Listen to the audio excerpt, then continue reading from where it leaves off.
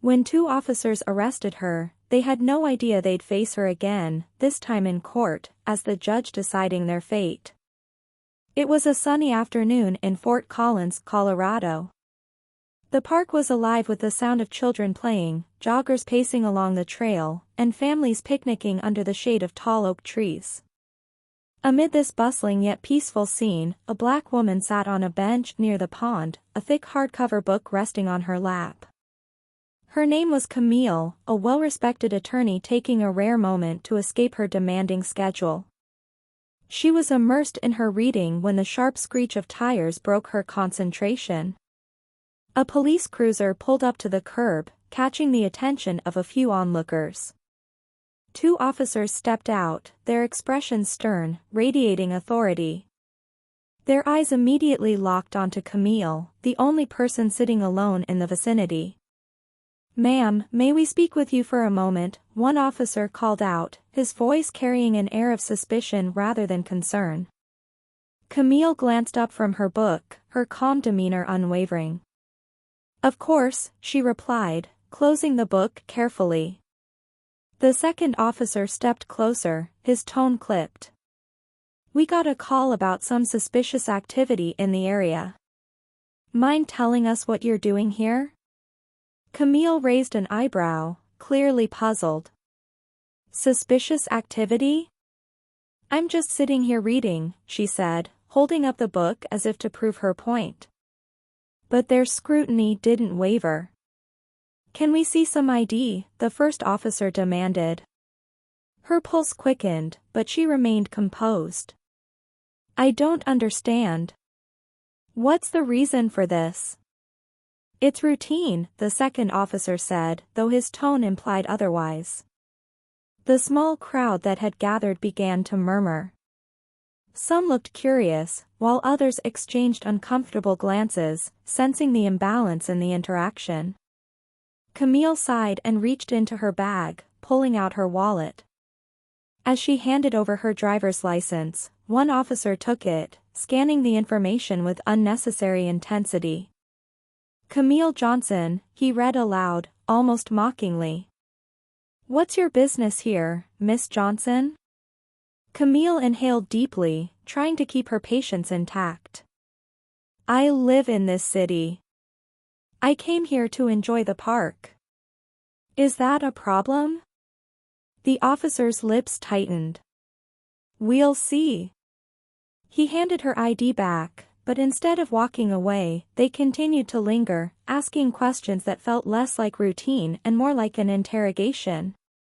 "Do you always carry a book like that around?" one officer sneered. "Are you alone here, or waiting for someone?" the other added, his hand resting on his belt in an unmistakably deliberate gesture. Camille had handled countless tense situations in courtrooms, but this was different. The power dynamic was stark, and their tone carried an edge she recognized all too well. Still, she chose her words carefully. "I'm not answering any more questions unless you tell me what I'm being accused of," she said firmly. Her refusal seemed to trigger something in them. The first officer stepped forward. "Don't get smart with us," he snapped. "We're just doing our job." "And I know the law," Camille replied, her voice steady. "I'm not breaking it by sitting in a public park." But reason was not on their agenda. The first officer reached for her arm. "You're resisting," he said, though Camille hadn't moved. "What are you doing?" she exclaimed, startled. The murmurs from the crowd grew louder. A man pulled out his phone to record the scene. "Stop resisting," the officer repeated louder this time, as if performing for the growing audience. Camille's heart raced as she felt the cold metal of handcuffs snap around her wrists. She tried to stay calm, even as humiliation and frustration burned in her chest. The officers led her toward their cruiser, ignoring the questions from onlookers. Camille turned her head toward the crowd, locking eyes with a young woman holding up her phone. For a moment, there was an unspoken exchange, a silent plea to document the injustice unfolding. But as the car door slammed shut, Camille knew this wasn't the end of the story. It was only the beginning. Inside the cramped backseat of the police cruiser, Camille's mind raced. She had spent years defending clients, standing up for justice, and navigating the legal system. But now she was on the other side of it. The absurdity of the situation struck her, but there was no humor in it, only anger. The ride to the station was suffocatingly silent, save for the crackle of the police radio. Camille stared out the window, her reflection merging with the passing scenery.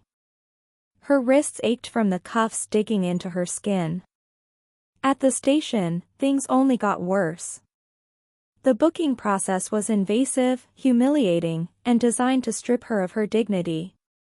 She was fingerprinted, photographed, and led to a small holding cell with fluorescent lights that buzzed relentlessly. "Enjoy your stay," one of the officers said smugly as he shut the cell door. Camille sat on the cold bench, her hands clasped tightly in her lap. She replayed the events at the park over and over in her mind. How had such a peaceful moment spiraled into this? The answer was as clear as it was bitter: prejudice. Hours passed before anyone acknowledged her again. A young officer approached the cell, holding a clipboard. "Miss Johnson, you've been charged with resisting arrest and obstructing a peace officer," he said flatly. "On what grounds?" Camille asked, her voice sharper than she intended. "You can discuss that in court," he replied before turning away. She exhaled slowly, forcing herself to think strategically. The charges were flimsy, and she knew it, but she also knew the fight ahead wouldn't be easy. Cases like hers rarely were. Eventually, Camille was released on bail. As she walked out of the station, the cool night air hit her like a wave, a stark contrast to the stifling atmosphere inside. She spotted her colleague and friend Marissa waiting by the curb. "Camille!" Marissa rushed over, her face a mixture of relief and concern. "Are you okay?" Camille nodded, though her body betrayed her with a slight tremor. "I'm fine," she said, though the word felt hollow. As they drove away, Marissa kept glancing at her, waiting for her to speak. Finally, Camille broke the silence.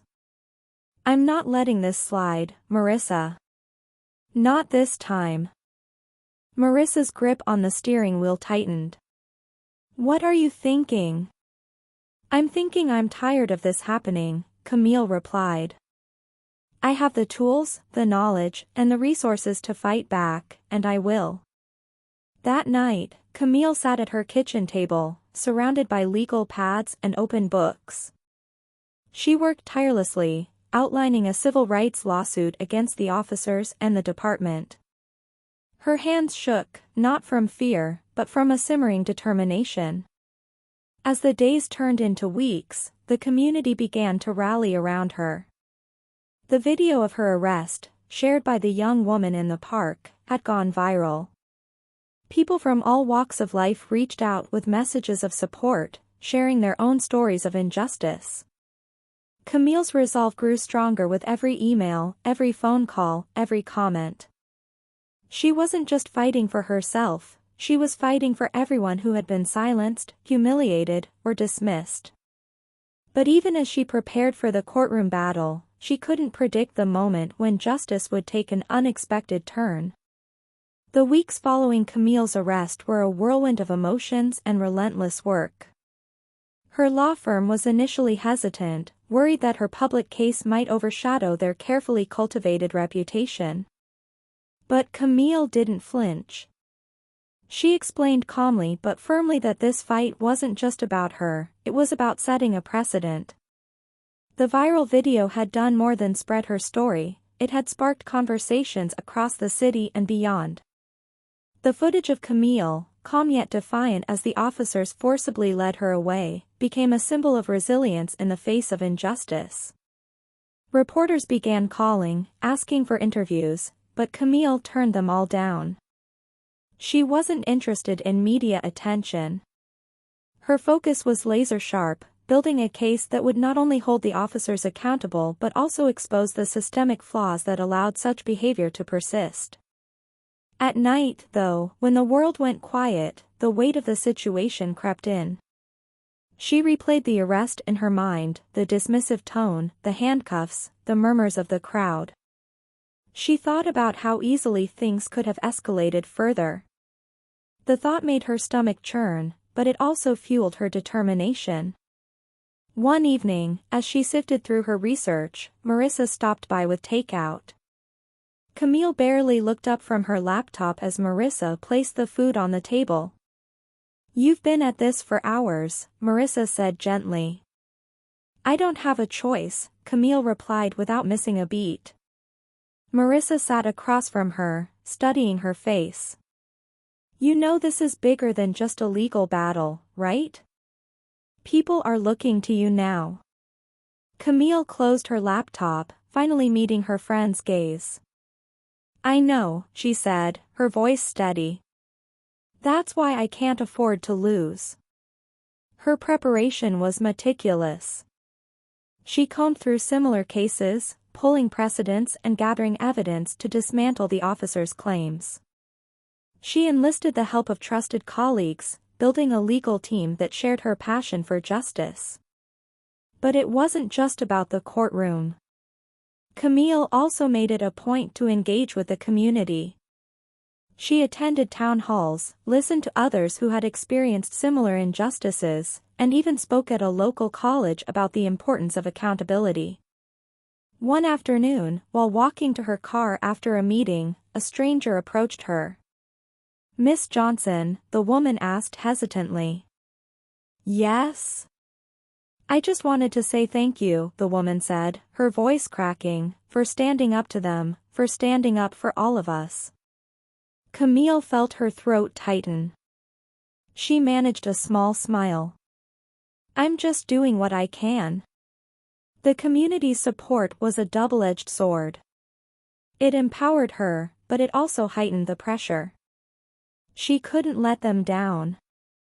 Then one day, her attorney called with news. The officers she was suing had filed a motion to dismiss the case. Camille expected as much. It was a standard move to delay the process. But as her attorney explained the next steps, she froze. "Camille," he said cautiously, "you should know something else. You've been assigned as the judge for one of their cases next month." The irony was staggering. Camille leaned back in her chair, processing the revelation.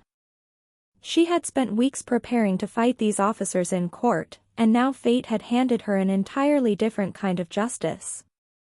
For a moment, she wondered if she could do it, if she could sit on that bench and remain impartial. But then she thought about everything they had put her through, about the people depending on her to make a stand. This wasn't just a coincidence, it was an opportunity to show what real justice looked like. The courtroom was buzzing with quiet murmurs as people filed in, finding their seats. The case was nothing particularly high-profile, an internal misconduct hearing involving two officers accused of excessive force in an unrelated incident. To most, it was just another day in the justice system. The two officers, Carter and Daniels, sat at the defendant's table wearing their uniforms like armor. They leaned toward each other, speaking in low tones, their expressions indifferent, almost bored.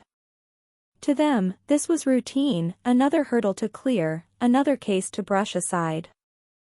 Then the door to the judge's chambers opened, and the room fell silent. Camille stepped onto the bench, her black robe flowing behind her. She moved with purpose, her expression calm yet commanding as she took her seat. She glanced toward the defendants. The reaction was immediate. Officer Carter's face drained of color, his eyes widening in shock. Daniel shifted uncomfortably, his jaw tightening as he struggled to process what he was seeing. It was her, the woman they had humiliated and arrested at the park. Camille allowed a brief pause, letting the weight of the moment settle over the room. Then, in a clear, steady voice, she began the proceedings. This court is now in session. Please be seated. The officers sat stiffly, their composure faltering. Carter whispered something to their lawyer, who nodded but kept his focus on Camille. For the first time in weeks, Camille felt the upper hand.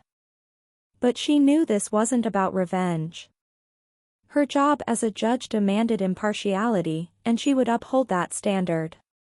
Still, the irony wasn't lost on her or anyone else in the room. As the attorneys presented their opening arguments, Camille maintained her professionalism, listening intently and taking notes. But every so often, her gaze would flicker toward the officers. She could see the tension in their shoulders, the way their hands fidgeted slightly. During a recess, Carter and Daniels stepped into the hallway, their voices low but agitated. "How is she the judge?" Carter hissed, his frustration barely contained. "This has to be a setup," Daniels muttered, shaking his head. "It's not a setup," their lawyer interjected. "It's a coincidence, and you need to stay focused. She's not the enemy here." "Your actions are," the lawyer added. But the officers weren't listening. They were too consumed by the surreal nature of their predicament. When court resumed, Camille remained composed, ensuring the hearing proceeded fairly and efficiently. Yet her presence alone seemed to unsettle the defendants. Every time she addressed them, they shifted in their seats, their confidence eroding little by little. At one point during witness testimony, Camille caught Carter stealing a glance at her. His expression wasn't defiance, it was something closer to regret, as if he was beginning to understand the gravity of what they had done. By the end of the day, the tension in the courtroom was palpable. Camille adjourned the hearing, her gavel striking with finality. "We will reconvene tomorrow at 9 a.m., she announced. As the room emptied, Camille lingered at her bench, organizing her notes. She could feel the weight of the officers' stares as they hesitated by the door, clearly debating whether to approach her. In the end, they didn't. They left quietly, their steps heavy with the realization that this was far from over. But for Camille, the real challenge wasn't in the irony of the moment. It was in the decisions that would follow and whether justice could truly prevail. The courtroom was packed the next morning.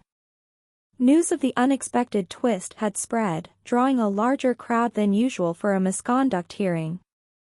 Some were there out of curiosity, others to support Camille.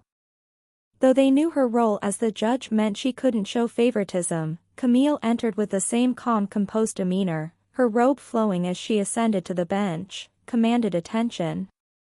The attorneys wasted no time diving into their arguments. The prosecutor methodically laid out evidence against the officers, presenting testimony from the victim of the excessive force incident. "Your Honor," the prosecutor said, "the officers' actions were not just a lapse in judgment, they were a blatant abuse of power. Their behavior reflects a pattern of disregard for the very people they are sworn to protect." Camille nodded, taking in every word, her pen gliding across her notepad. Her focus was unshakable, even as the defendants shifted uncomfortably under her gaze. The defense attorney rose to counter, his tone measured but strained. "Your Honor, while we acknowledge the incident in question, we argue that the situation escalated due to factors beyond the officers' control. Their intent was not malicious, and we believe this case lacks sufficient grounds for punitive measures." As the arguments continued, Camille couldn't ignore the parallels between this case and her own experience, the excuses, the justifications. It was all too familiar, yet she pushed her personal feelings aside, determined to let the facts guide her. When it was time for witness cross-examinations, the tension in the room deepened. The prosecutor called the victim to the stand, a young man named Ethan. His voice trembled as he recounted the night he was tackled to the ground by the officers during a routine traffic stop. They didn't even give me a chance to explain, Ethan said, his eyes darting nervously between the attorneys and the officers. It felt like they decided I was guilty before I even opened my mouth. The prosecutor pressed further. And did you resist their orders at any point? No, Ethan replied firmly. I was scared, but I did everything they said. It didn't matter. They had already made up their minds. The room was silent as the defense attorney stood to cross-examine. He tried to poke holes in Ethan's testimony, but the young man held his ground. Camille watched intently, her expression unreadable. Then came the moment everyone had been waiting for. The defendants were called to testify. Officer Carter was the first to take the stand. He glanced nervously at Camille as he swore the oath, his voice shaky as he answered the prosecutor's questions. Officer Carter, the prosecutor began, you've been accused of using excessive force in this incident. Can you explain your actions that night? Carter hesitated, his gaze darting toward Daniels before answering. I thought the situation was escalating. I made a judgment call. And do you believe your actions were justified? Carter shifted in his seat. At the time, yes. But looking back, I could have handled it differently. The prosecutor pressed on. Handled it differently? How? By not tackling an unarmed, compliant individual to the ground? Carter opened his mouth, but no words came out. His silence spoke volumes. When it was Daniel's turn to testify, his demeanor was similarly strained. His attempts to justify his actions only deepened the prosecutor's case, highlighting the officer's inability to take accountability. Camille listened closely, her face betraying no emotion, but inside, she felt a mixture of frustration and pity. These men had been given authority, yet they wielded it recklessly, leaving a trail of harm in their wake. As the day wore on, it became clear that the evidence against the officers was overwhelming. The prosecutor's closing argument was powerful, urging the court to set a precedent that abuse of power would not be tolerated. When the defense delivered its closing statement, it was clear they were grasping at straws. Their arguments lacked conviction, and even the officers seemed resigned to the likely outcome. Camille adjourned the hearing, her voice steady as she announced that a ruling would be delivered the following week. As the courtroom emptied, Carter and Daniels lingered near the exit, their faces pale and drawn. For the first time, they seemed to grasp the gravity of their actions and the reality of what awaited them. But justice wasn't just about punishment. It was about accountability, change, and ensuring that the mistakes of the past would not be repeated. A week later, the courtroom was silent as Camille entered to deliver her ruling. Every seat was filled, the tension almost tangible. Reporters lined the back wall, their pens poised to capture every word. This was no longer just a case about two officers, it had become a symbol of a larger fight for justice and accountability. Camille's voice was calm but firm as she began. The role of law enforcement is to protect and serve the community with integrity, respect, and fairness. When those entrusted with this responsibility abuse their power, it erodes public trust and causes harm far beyond the immediate victim. This case has laid bare the consequences of such actions. She paused, her eyes scanning the room. Carter and Daniels sat at the defense table, their heads bowed. The weight of her words was unmistakable. The evidence presented has demonstrated that officers Carter and Daniels acted with unnecessary force, disregarding the protocols they were sworn to uphold. Their actions were not only unjustified but indicative of a troubling pattern that must be addressed. Camille outlined the consequences: mandatory suspension without pay, participation in extensive retraining programs, and a formal disciplinary record that would follow them. The ruling was firm but fair, striking a balance between accountability and the opportunity for reform. When she finished, Camille closed the case with a decisive gavel strike. "This court is adjourned." The officers stood, their expressions somber as they prepared to leave. Before exiting, Carter hesitated and turned to Camille. "Your Honor," he began, his voice barely audible. "I'm sorry. It wasn't enough to undo the harm, but it was a start." Camille nodded, acknowledging his words without offering absolution. True change, she knew, would come through actions, not apologies. As the courtroom emptied, Camille remained seated, taking a moment to reflect. She had seen justice served, but the victory felt bittersweet. For every case like this, countless others went unspoken, unresolved. Later that evening, Camille attended a community meeting at a local recreation center. The room was filled with people eager to share their stories, their frustrations, their hopes. As she listened, she felt a renewed sense of purpose. One older woman approached her after the meeting, her voice trembling with emotion. "Thank you," she said, gripping Camille's hand tightly. "What you did in that courtroom, it means the world to us." Camille smiled softly. "This is just the beginning. We have so much more work to do." The following week saw meaningful conversations between community leaders, law enforcement, and local activists. Camille used her platform to advocate for reforms, emphasizing the need for transparency and accountability in policing. The case had sparked a ripple effect, not just in Fort Collins but across the state. People began demanding change, pushing for policies that prioritized fairness and equality. For Camille, the journey wasn't about personal vindication, it was about ensuring that others wouldn't have to endure what she had. The fight for justice was ongoing, but moments like this reminded her that change, though slow, was possible.